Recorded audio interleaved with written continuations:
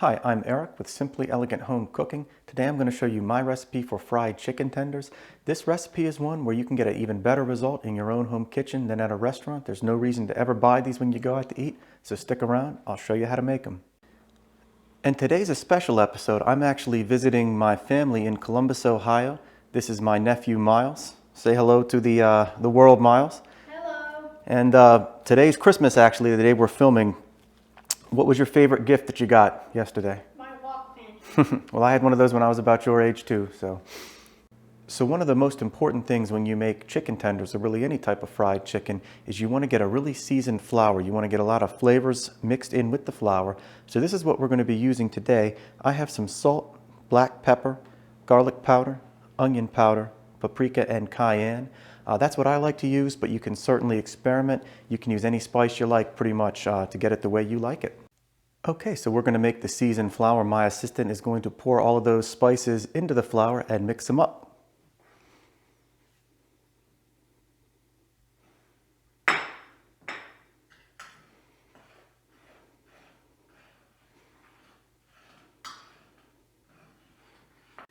And that's how you want your seasoned flour to look once you mixed it. You just want to make sure that everything is very well incorporated. I gave this a taste. You always want to taste it and make sure that you have as much spice as you like. If anything's lacking, you can always add a little bit more.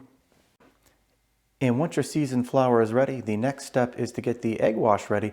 I have 1 large egg and 2 tablespoons of water.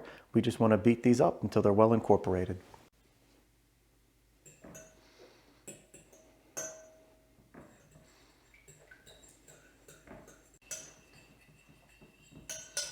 All right, I think those are beaten. And here's our chicken. I like to use chicken tenderloins. That's what I'm going to be using today. I have about 1 pound. You can also just get whole chicken breasts though and cut them up. That works well too. And I'm going to be using peanut oil to fry. This is my favorite oil. You can fry at high temperatures and it's going to impart a really nice flavor. This is going to give you a much better result than any type of vegetable oil. And I have my breading station set up. You always want to have everything laid out before you begin. We have our chicken tenders, seasoned flour, and the egg wash. And behind that, I have a sheet pan with a tray. What we want to do, we want to dredge these in the flour, the egg wash, and then back in the flour, and just set them on the tray. We're going to want to let them sit for about 5 to 10 minutes before we fry them. That'll help us get a much crispier breading on the chicken. Okay, and what we're going to do first is we're going to add just some of the dry flour. So all you want to do is just take your chicken pieces, coat them in there gently, get them thoroughly coated, but then you want to shake off any excess flour and set them back on the plate.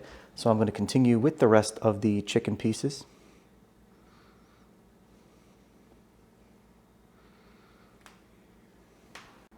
And this is how your chicken tenders should look after you've dredged them in the flour. It's important to do this step first. That's going to help the wet ingredients stick to the chicken. So now for our next step, we're going to take our breaded chicken, dip it in the egg mixture, let any of that excess drip off. Then it goes into the flour. Just make sure you coat it very thoroughly. I like to move it around a little bit like that. And then we're going to put it on our drying rack, let it sit for about 5 to 10 minutes. So I'm going to repeat with the rest of the chicken.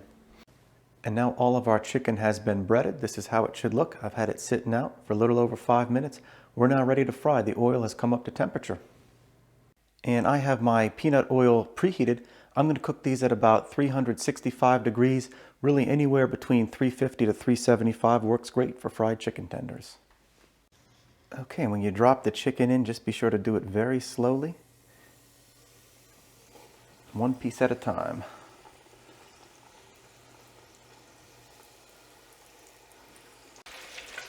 And once you get all your chicken in, just be sure to use a big spoon and give it a stir. Just prevent any sticking.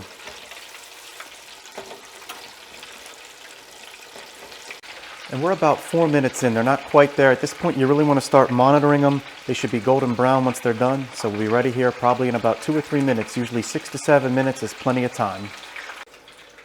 Okay, and we're 7 minutes in. These look ready to go, so I'm going to pull them out of the hot oil. And you just want to let them drip dry for a few minutes. And as they cool, that's how they should look. You can see we got a really, really crispy crust on these. These are going to be really, really good. So I have taken the chicken tenders out. I'm going to let them sit on the paper towel for just about a minute. You don't want to let them sit there too long or they'll steam. And now's a good time to hit them with just a small amount more salt.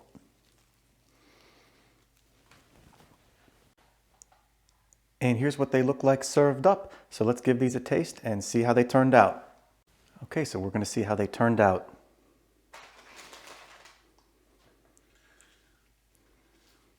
That's good. That's good?